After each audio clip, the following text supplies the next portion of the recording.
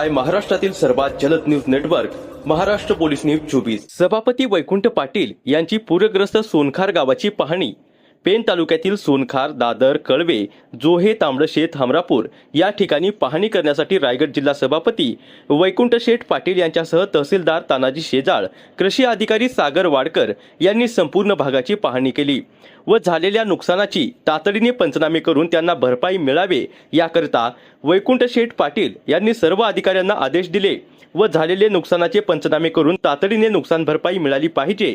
शेतीमध्ये नुकसान झालेले अजूनही शेती पाण्याखालीच आहे, परंतु हे पाणी आटलं नाही तर शेतकरी राजा मोठा हवालदिल होईल आणि यंदा शेती म्हणून राहणार नाही।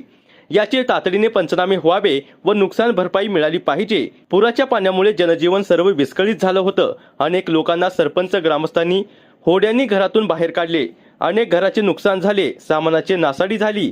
लोक आशामध्ये आहे की तातडीने पंचनामे होऊन आम्हाला आमचे नुकसान भरपाई मिळाली पाहिजे। म्हणजे अन्नधान्याचं बरेच नुकसान झालं।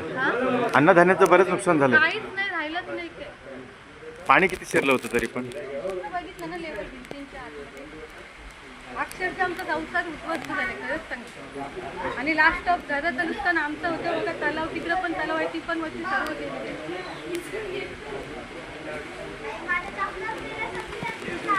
मुलांचं काय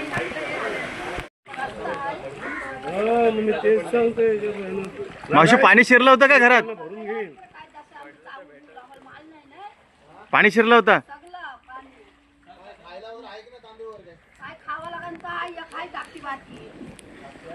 कालच्या पासून पाणी नाही, आम्ही सगळी एवढी बेरे करा। काय नुकसान झाले? सामान्य म्हणून भिजलं सगळं? किती होतं पाणी तरी पण? घरामध्ये इतका एवढा पाणी झालं होतं पत्र्याच्या एवढा। काय नाव तुमचं?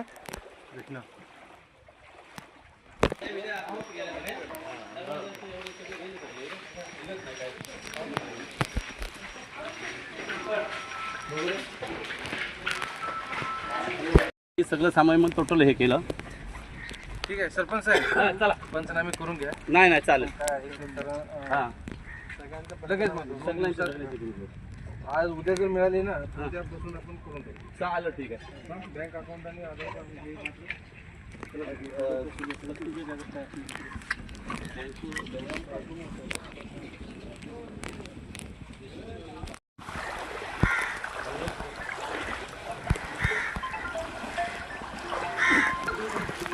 हा मॅडम बोला। थांबा, मी अहो काय तुम्ही सांगता मला कर। ठीक आहे, तुम्हाला वाटेल ते करा। मी काय सध्या बोलू शकत नाही, मी नंतर बोलतो तुमच्याशी फोनवर। हां,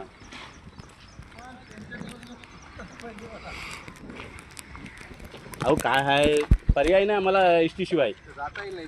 हां, जाता पलीकडे जाता येईल।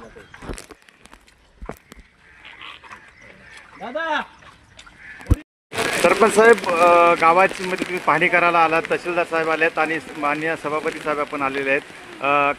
काय नेमकं गावाची परिस्थिती आहे? खरं सांगायचं झालं तर या तालुक्याचे सन्माननीय तहसीलदार हे कर्तव्यदक्ष अधिकारी म्हणून काम करतात।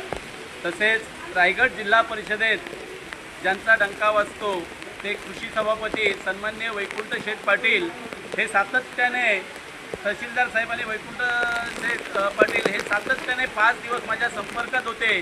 इथली परिस्थिती एवढी बिकट होती की तांबडशेतमध्ये बुडालेला रस्ता, त्यामुळे या भागात त्यांना यायला गाडी नव्हती किंवा कुठल्याही पर्यायी राहिला नाही।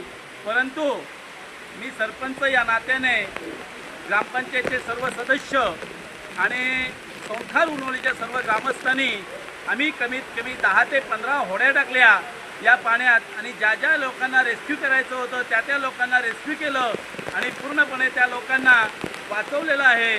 माझ्या माहितीप्रमाणे 89चा जो पूर आला त्याच्यापेक्षा भयानक परिस्थिती यावेळी सुद्धा आम्हाला बघायला मिळाली की सतत 5 दिवस पडणारा पाऊस हा अतिशय भयानक पाऊस आहे आणि त्यामुळं इथल्या सोनखार आणि उरनोली या लोकांचं अतोनात नुकसान झालेलं आहे। प्रत्येकाचे तांदूळ बिंदूल हे सगळे कपडे घालण्याचे पूर्णपणे खराब झालेले आहेत। माझी सर्वसामान्य एक सरपंच म्हणून या दोन्ही गावचा एक विनंती आहे शासनाला की या लोकांचे ताबडतोब इमर्जन्सी पंचनामे व्हावे आणि तातडीने करतो. त्याच्यानंतर जी शेती आम्ही जी रोपं टाकलेली ती कायमची रोपं पूर्ण खराब झाली, तिथे तर 100% पंचनामे शासनाने ताबडतोब करावे. कारण ही एवढी भयानक परिस्थिती कधीही बघितली नव्हती. 89चा पूर आणि 2005च्या पुरानंतर तिसरी वेळ अशी भयानक परिस्थिती आहे की कोणाला कपडे घालायला झोपायला जागा नाही, 4-5 दिवस लाईटचा त्रास, सतत सगळ्या गोष्टी. पण या निसर्गापुढे कोणीच जाऊ शकत नाही, हा नियम आहे.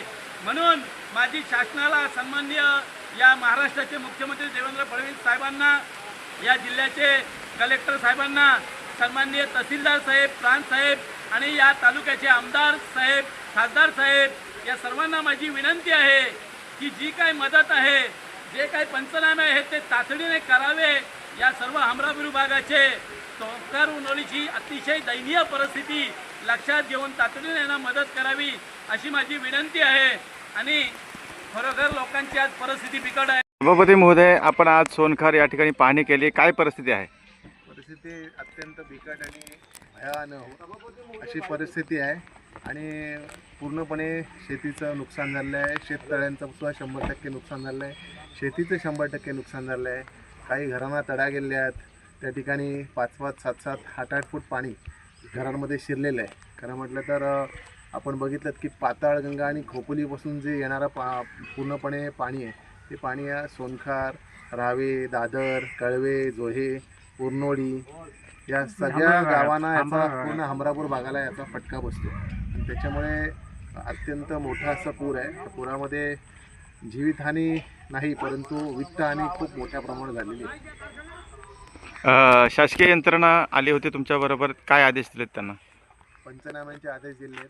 ज्या ज्या ठिकाणी नुकसान झालेलं आहे त्या त्या ठिकाणी 100% पंचनामाचे आदेश दिले आहेत. त्याचबरोबर घरांचं नुकसान असेल, शेतीचं नुकसान असेल, शेततलावांचं नुकसान असेल, त्यांचे पंचनामे त्या ठिकाणी तयार करण्याचे आदेश दिलेले आहेत. हे सगळं सामान मग टोटल हे केलं. ठीक आहे सरपंच साहेब, चला पंचनामे करून घ्या. नाही चालेल. हां लगेच सगळ्यांच्या आज उद्या जर मिळाली ना तर उद्यापासून आपण करून टाकू. चालेल, ठीक आहे. बँक अकाउंट आणि आधार कार्ड